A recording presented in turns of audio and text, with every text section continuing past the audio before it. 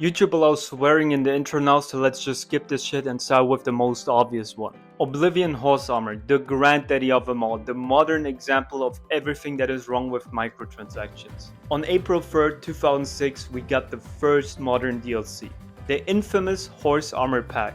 For just $2.50 you could call this armor your own, and it came in two flavors, Steel and Elvish. Now why was this such a big deal?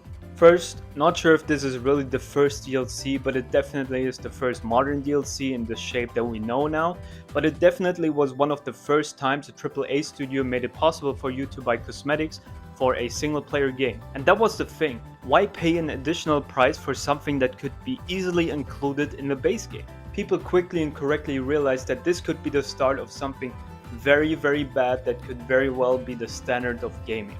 And despite the backlash Bethesda got, an ex-developer recalled the numbers of units sold being in the millions. Not sure how reliable that is, but I don't know, why would he lie at this point? So we kind of fucked ourselves in the end. Yes, even me, even though I was 9 years old at the time and I didn't know what an Elder Scrolls is, but I'm definitely at fault too, and you are as well. From content that could easily be in the base game, we go to an example where the content quite literally was in the base game. Street Fighter X Tekken. As a fighting game fan, Street Fighter X Tekken was like a dream come true. It's the dream of most fighting game players to have a big crossover between the biggest franchises in the genre. But bluntly said, this game was pretty shitty, sadly. We had a weird equip system where you could equip gems that would buff your character in the game with more health, more damage, or whatever. But of course the best ones were locked behind a paywall. But that wasn't even the biggest controversy. Chances are, even if you aren't into fighting games, you might have heard about it. 3 notorious words. On-disc DLC. Basically, there were 12 characters that were released as DLC, but they were completely finished and playable on the disc that was shipped to the store where you bought the game. Matters got worse when Capcom tried to justify it to save hardware space, which doesn't make any sense, I think. Also, funnily enough, you could play those characters by just editing a text file, so you could circumvent the paywall, but you don't know this from me. I kind of get it that games release additional content that wasn't ready on release to extend the lifespan, but here the content was quite literally already done, so releasing it as DLC, that's pretty scummy. Imagine your favorite competitive game. Doesn't matter if it's League of Legends, Dota, Counter-Strike or Brain Rot Battle Royale.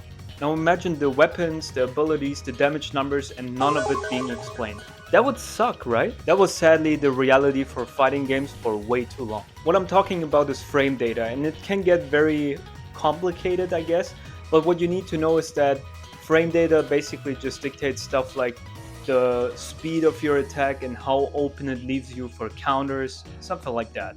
Very important stuff if you want to play this game seriously. Back in the day, people had to rely on third-party sources to find these numbers out because they were not given in the game. But how did they do it? Thankfully, giving players these informations is pretty standard nowadays, but it hasn't been around for as long as you might think. Enter Tekken 7. First, I have to say I love Tekken 7. I had my fair amount of time in that game. But something that was pretty unforgivable and very clowned on was the frame data DLC. For $3 you could finally find out what your moves really do. And before you ask, yes, I have the DLC, but that was because I bought the Season Pass and the Season Pass didn't announce what was all in it. So yeah, I don't know. Don't know if that makes it better or worse, to be honest. Okay, so the next spot is not really a game, but it's more of a praxis. I'll just call it DLC dumping. And if you don't understand my neologism, let's just explain it with visual examples.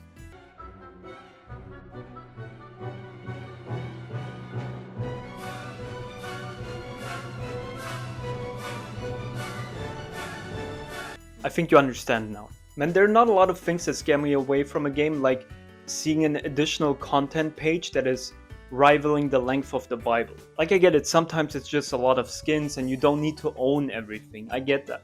But at the same time, I think if I spend money on a full price title, I don't need to spend another 4 or 5 times that amount just to own everything the game has to offer. And when I don't have every DLC, I just feel like I'm playing an incomplete game, and that feeling just sucks. Especially simulator games are guilty of that. The very first thing that came to my mind was The Sims.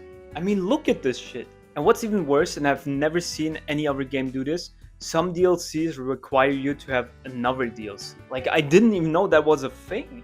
Also, look at the price. Like, goddamn, that's a small used car. Okay, but what's worse than having a shit ton of DLCs? I mean, arguably nothing. Maybe not in what I'm about to talk about right now. But with Ashura's Wrath, we had a very interesting case. The game was well received, people loved it, they enjoyed the gameplay, the style, the story, everything besides the ending. I'm not gonna go into details, but the ending was very unsatisfying. Like, I get the concept of an open ending, but in this case it just felt like we got nothing. But that should all be cleared up with the sequel. Now you might have realized that Ashura's Wrath does not have a sequel, because it was cancelled fairly early. But as a compromise, the real ending was released as a DLC. Now what's worse, never having a proper ending, or having to pay to see the real ending? Honestly, I'd let you decide. Personally, I'd buy the DLC, but I'd be not very happy about it. Damn, maybe I'm what's wrong with modern gaming. The next example would probably not affect me very much, but holy hell. Hiding basic functions behind a paywall sucks so much. And in my opinion, it's even worse than the Tekken thing. We have Metal Gear Survive, and honestly, I don't really know a lot about this game, besides it being very notorious for being shitty and riddled with very bad monetization. The prime example for that is you have to pay for an additional character slot. That's right, you want another save? Better pay up. There were more bad microtransactions, but nothing out of the ordinary. The Ordinary is a predatory mobile game, that is. And the last for today really pains my heart. Yakuza, or Like a Dragon, or in the case of Yakuza 7 Like a Dragon, is one of my favorite game series that is sadly not immune to shitty DLCs. I think it started with Yakuza 7, where we got to switch from the action combat to the RPG elements, and what does every RPG need? Classes, or jobs as they're called here. You know, like warrior, but it's called hero here, or healer, but it's cook. You get the idea. Some jobs could only be accessed if you paid up though.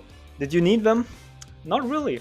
They weren't even the best classes you had access to. But it's just such a sour aftertaste that a lot of the cool, visually looking classes are locked behind a paywall. Oh well, I mean, I can take it if it's just that. It's not that bad if you look, oh, they made New Game Plus DLC.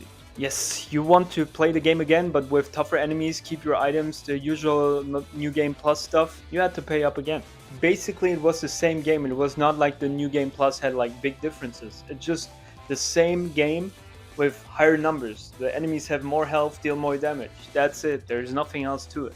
It's so disappointing, but I'm gonna stop right here because I saw Carnage is featured in the Yakuza game and I want that to be the case for me as well. So I love Sega, I never said anything. Anyway, tell me if I missed anything, and else like, subscribe, follow me on YouTube, Twitch, TikTok, Instagram, Blue Sky, MySpace, SchülerVZ. I'll see you guys next time.